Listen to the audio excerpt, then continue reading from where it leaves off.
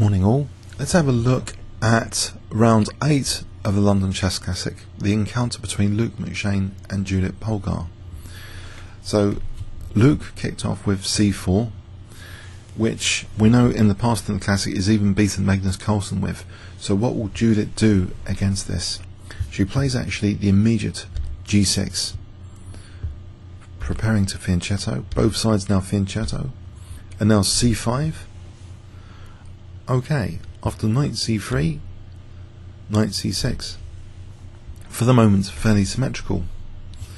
Knight f3, and now Judit breaks the symmetry. She doesn't play the symmetrical move knight f6, but instead plays the move b6, which you might think initially is a little bit surprising, because this loose rook, you might think, well, I can try and exploit that, but it's not really. I don't believe it's possible in this position.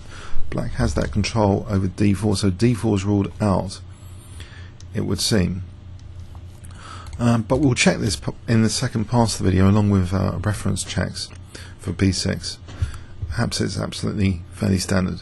After castles, bishop b7, so a double fianchetto from black. d3, and now knight f6, and then the move bishop g5 is played. Is white really interested in exchanging on f6, or is it just to try and provoke a weakness with h6, which can be picked up on later? Black does play h6. If black doesn't, then queen d2, and then later bishop h6 might be very useful to get rid of this bishop and weaken black's king side a little.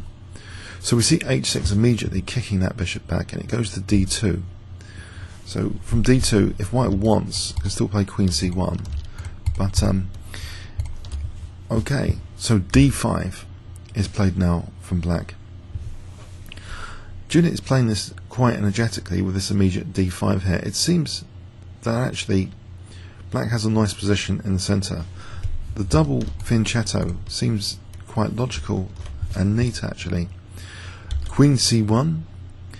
This move looks as though, okay, white's clearly aiming at h6, but it looks as though white isn't following such a natural plan as black. And in fact, the queen on c1 does seem to be a potential target on the c file if ever opened up, or even to knight d4s later for rooks on c8. And in fact, in this position, well, Judit can't really castle here because of bishop takes h6. She plays actually rook c8, which does seem very useful in its own right, eyeing the queen. Now we see the move rook b1. The thing is, in this position, is it actually effective to play for something like a3 and b4 with this configuration? Judit now plays queen d7, and visually now it looks as though white's in quite a passive position. In fact, it looks as though the opening may have gone quite badly wrong here for white. There's even interesting possibilities along this diagonal if white's not careful, which I think we should check out later. For example, cd knight takes d5 gives black a seemingly comfortable position. So in fact, white battens down the hatches with b3. So he's preparing to answer with maybe b takes c4 here. So this rook wasn't really about b4 at all. It now seems it's just about getting away from this dangerous diagonal. Black now gains space in the centre with d4. Okay, and after knight b5, now a really aggressive move, and logical at the same time. And I think the really important thing is Judit's personality and attacking style are being demonstrated by this sort of position. It's a very cohesive position with a double fianchetto. There's space advantage in the centre. Okay, there are some downsides potentially if white's ever able to play e3, but at the moment, you know, d3 is behind that. e3 would seem unplayable for the moment. So black does seem to have quite a few assets here and a pleasant looking position aesthetically. And this next move looks quite attacking as well. It's the move H5.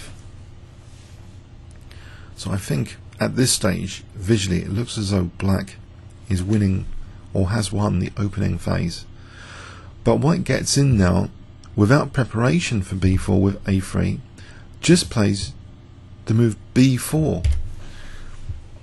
There's a slight problem with this. Without a3 taking on b4, white's going to have to use the piece and expose some pieces here tactically.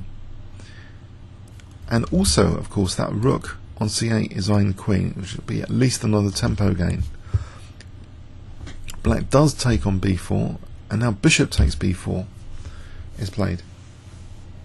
It's quite tempting perhaps to just take this bishop here, but that isn't played immediately in this position. Black plays first a6. Of course the knight can't go back to the natural square because of this pawn, this space advantage in the centre, so it has to stumble back. It goes to a3, and now in fact the bishop's taken. So losing the dark square bishop with that early b4, was it wise? Well, in this position white at least has some compensation on b6 to put pressure on. Maybe that's what white was banking on. But a forcing move here looks really dangerous. Can you spot what Judit plays here to defend and attack at the same time? b6 is needing some sort of defense here. So if I give you 10 seconds here, can you guess what Judit played?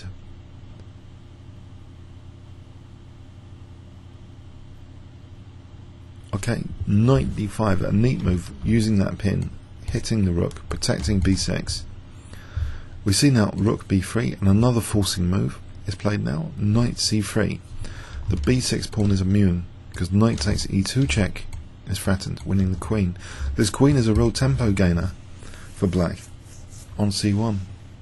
It moves now, and it seems really as though, okay, at least surely now black has to do something about b6. But actually black now voluntarily gives up the light square bishop with bishop takes f3. Okay, now unless white wants to wreck his structure with e takes, white takes with the bishop here. And then we see the aggressive move h4, and there's immediate dangerous threats of hg and queen h3 coming to mate white. White's not careful, so white has to play now something to do to parry this. So this rook's really quite aggressive as well, even though black hasn't castled. It's fine on the h file here. It's a hack attack, and it's built on the basis of solid positional play. White plays now g4, and now finally surely black has to do something about b6. Well, b5 is played, because this knight is supporting b5, the queen's supporting b5, so white's not winning any material here.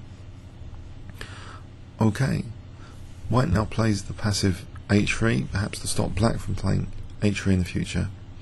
And now finally Judit just simply castles, connecting rooks, and with a really nice looking position. It's great for reflecting her attacking style and personality.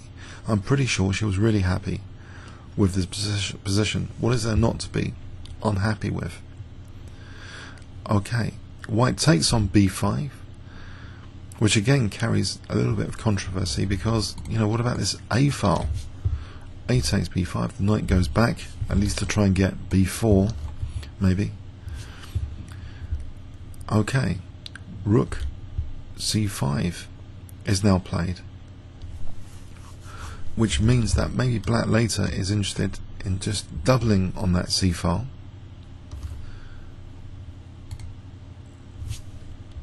Pardon me. Knight e1, stumbling back, really passive move from white. You might think, well, hold on a sec, what is actually going on here in this position after rook c5? Why not, for example, knight b4? I think we'll have to check that out in the second pass of this game. This next move looks incredibly passive. If black really is threatening to take this pawn, that has to be parried perhaps. And this next move might be addressing the a2 pawn, but it seems awfully passive. Unless this knight can go to g2, spring out later. But on b4, if we just visually check that intuitively here, perhaps it's not entirely clear how this can be exploited. We'll wait for the second pass on that. So knight e1, we see Judit playing now the move bishop f6, which makes use of the rook on c5 for bishop g5. That's a nice diagonal to take over, and maybe cuts across any plan like this or this, and protects h4 at the same time. So this is not a target to knight g2. Knight g2, okay, fianchettoing the knight, bishop g5, queen goes to b2, and now doubling the rooks, which is nice. It looks absolutely pleasant, black's position. All the pieces really, really good. But is white solid enough? Can white cope with this? King h1, waiting around. What else can white do?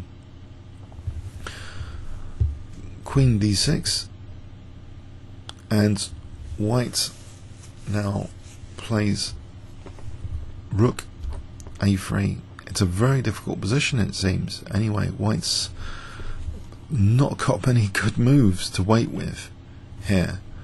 One would imagine. I mean, if I don't know this position before rook a3, what is white doing here?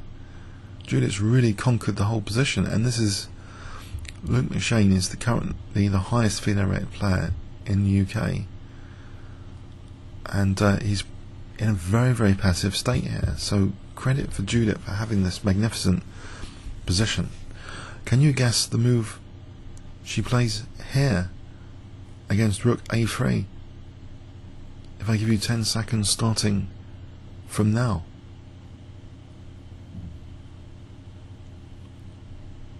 Okay, knight a4 forcing move, and look at this focal point of c1. It's beautiful. So if queen b1, rook c1, and then this rook's loose as well, that would be a total disaster. And queen b3, rook c3, total disaster again. So white is forced to play rook takes a4, losing the exchange. After takes, yes, things did really go badly wrong in the opening, etc. Knight e1. Don't worry, we'll flip the board to avoid nightmares. Rook c1 very shortly. The end is near because this knight's now pinned to the rook. Queen b7, and now Judit gets to put both rooks potentially on the 7th with rook b8. So are the rooks going to crash down like this? After queen a7, perhaps no need for even rook b1, just bishop d2 here was played. And this rook being loose because of king h1 doesn't help. It's a disaster. White resigned. Congratulations for Judit. She shows her true class in this game. A real crush. And we should really flip the board and see from black's side this game. It's hopeless. Yes, it's not worth just taking the knight. It's all over. So let's flip the board. Okay, try and enjoy the game from black's perspective. So the move g6, Judit really fitted the opening with her personality and style of aggressive chess here very successfully. Lots of play, fantastic position in the centre, and the double fianchetto. Why not? So knight f3, we saw b6. In fact, here, let's start to do a reference check, a build of a reference check in this position. So instead of knight f6, which is a bit dull, knight h6, which I think something like would happen in McShane Carlsen game in 2010, which McShane actually won. Knight h6 has been played actually 347 times, More popular is D6, being played 1683 times. This is on my local database here. Knight F6, even more popular, 1716 times. E5, 1846 times. E6 is the most popular, 2263 times. Now the move B6 as played in this position is actually a rare bird, only played 96 times, but exponents include Korchnoi, Ivansiek, Yartov, Boya. Okay, Korchnoi is the most notable. That's played B6 in this position. So unusual, and this gave a little edge, maybe made white stumble theoretically. Then we saw the most popular move is castling in this position, and now C8 to B7 is the most popular move. Now here the most popular move for white is actually in this position the move E3, according to my database, with 103 games, white scoring 57%. The move D3, a bit like wet letters unfortunately I would say, 46 times it's been played with only 44.6% score. So E3 has been played by players like Portish, Markowski. D3 has been played before by Golko, Kinteros. So we saw the move D3. I think it's more wet letters territory for white here. Now, in this position, Knight F6, the most popular, 19 games. D6, second, with 15 games. We saw Knight F6. Now the most popular move in this position that's been played before is actually the move E4, believe it or not, offering D4 as a potential weakness. So E4 with 10 games, but it's equal with, in my database, with Bishop D2 with 10 games. Okay, so E4 was played.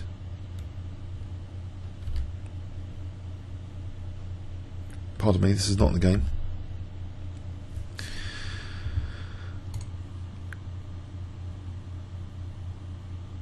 In the game here, after Knight F6, E4 is the most popular move. E4 wasn't played. So we saw in the game Bishop G5 here. Now Bishop G5 has been played 5 times before, so we're coming out of our sort of territory. Okay, and the reference check here, black playing an immediate H6 on my database, we're down to just 1 game now, so we're sort of out of book. This game, relatively low rated FIDE players, Safranska against Kolas, about 2,300 players, played in 2009. Where white continued, well, black castle, then we saw Knight E1, Knight E8, carried along those lines. But in the game, okay, here is where the fun starts. I think Judit's playing a really powerful move here with D5, and let's check this out. For example, one thing that occurred earlier to me, so let's imagine this position, knight takes, queen takes. This looks good for G2, potential G2 disaster. But I guess Knight E1 is possible. Queen would just go back. But it's a very comfortable position for black here. So this D5 already, it just seems to equalise on the spot. If we look at the evaluation here after D5, so maybe that's why E4 was indeed a popular move instead of Bishop G5, just to try and stop black playing D5 here. Because once black gets in even D4, it's a really useful pawn. It's space in the centre, as evidenced in the game anyway. So that move Bishop G5 from white leading to this, it looks dead equal already, so Judit must have been very pleased. Queen C1 just looks a bit out of place as well. It looks a bit artificial. Black's getting an advantage here. A better move maybe technically, or at least aesthetically, perhaps. Maybe just taking on D5 or A3. Not commit to B4 without A3.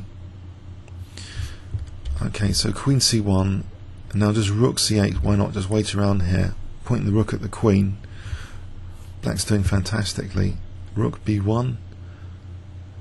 Now Queen d7, a logical move as well, just waiting for a moment to see what White's up to.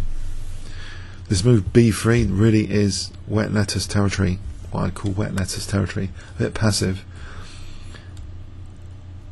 Okay, and now we see d4 just gaining space in the centre. Why not? Why not indeed? Gives Black technically a nice advantage according to Engine here. Now the aggressive move, h5, is played. And I think White makes the position considerably worse. Should try and maybe sit tight here without playing b4. So let's see. I mean, Queen b2, is that possible? Doesn't look right to play Queen b2, Queen along there, but let's go with this. Now maybe b4 in this position. Maybe not so bad as the game, but okay, in the game we saw b4 immediately. Black taking here. Bishop takes b4. The knight's being kicked back to a3. Black taking on b4. Engine really loves this stuff. The key difference here is, of course, knight d5 with that queen sitting on that c file as a tactical liability. Knight d5 is a fantastic resource to install the knight aggressively with another tempo on c3. So that's why I think maybe that's what the engine's checking here, that when the idea of Queen b2 occurs here, we can still play this plan of b4, but much improved. For example, takes here, it's much improved to the game. It's not such a terrible thing. We still might get this aggressive continuation from Black. In fact, let's just check what happens here on knight takes h4. Just g5. This is interesting. If the knight went back, knight c e5, it looks starting to look very dangerous on an h file. Yes, that's really starting to look dangerous. This continuation. If like something like this, then well, a lot of things are quite crushing now, like knight e5. That's a mate in 3. So White is under a kind of attack on the king side as well, but the queen's placement here is absolutely critical for not getting a really bad position even worse. Make the bad position into a really bad position. But yes, now knight d5, it's a really bad position. We're talking more than half a pawn advantage to Black. Knight c3 looks really aggressive. Knight c3, anything better? I think the engine likes that now. Queen d2. It looks like a very committal decision to play bishop takes f3. b5 is also interesting, maybe. But okay, bishop takes f3. Then h4 looks really aggressive, immediately threatening all sorts of nasties. Our engine is saying something different about the position, as though hg is not to be feared. What is going on here? With rook takes b6 at a certain depth, is this actually playable? Let's check this out. Rook takes b6. Surely not. Hg. Hg. Is there nothing for Black? If we go all in, the rook can move, and White's not getting mated necessarily. a1 to avoid the glare of the knight. If Black can't make progress here, maybe this is... Okay, we'll go with bishop e5 for threatening bishop g3. Right, this might not be too hot, this position. Is it possible that Judit blundered? Let's go back here. This move h4.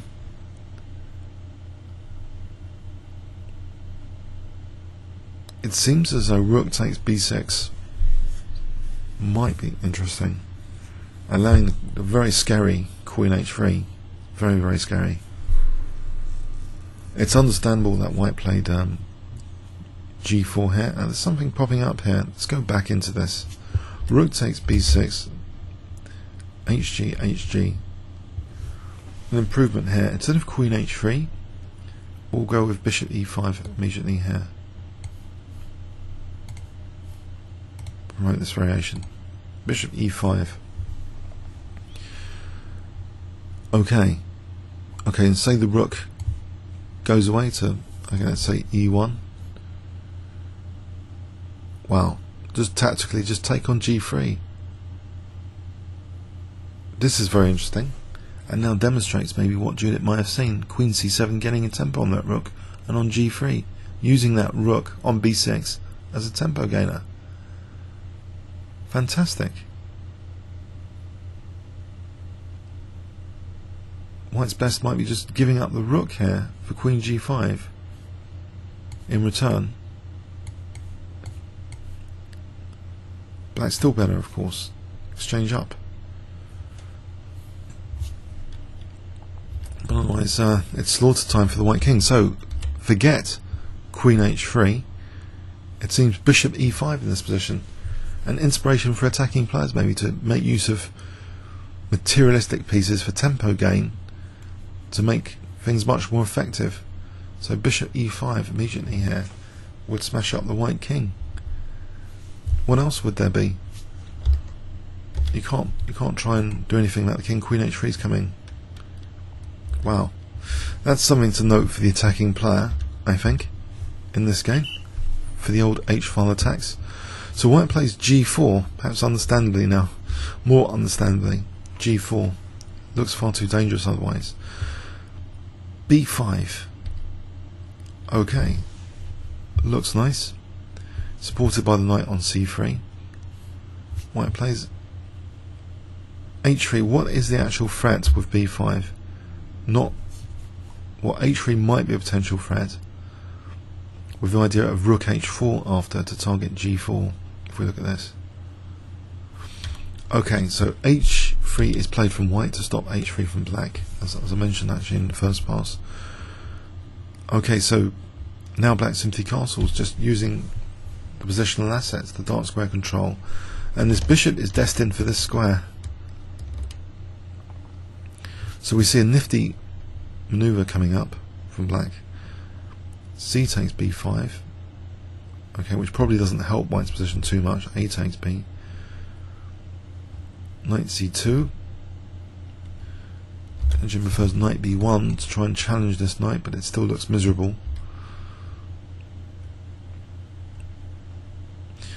Okay, the move rook c5 seems a beautiful idea actually, not just doubling the rooks, but to get this g5 square for the bishop. Very powerful move. The engine come up with such a move? It does actually, a little bit. Queen d6 and rook c5 is there. After knight e1, it looks like a miserable position for white in any case. What else is black threatening here? e6, queen c7, I think maybe too concrete. Okay, for the moment. So knight e1, bishop f6. Knight g2, we see bishop g5, just taking over the position. Queen b2, rook fc8. It's a huge advantage positionally. King h1, and that means the rook's now loose for this moment. Queen d6. White's forced, well, if white does nothing, it looks absolutely miserable. White makes the position worse with rook a3, I would say. Yes, it's minus, like, something horrendous, -6, because of losing the exchange to knight a4. If white tries to hold on with rook e1, let's see, why would e6 be good here? Let's go with this. And if white did nothing, let's just check if white did nothing.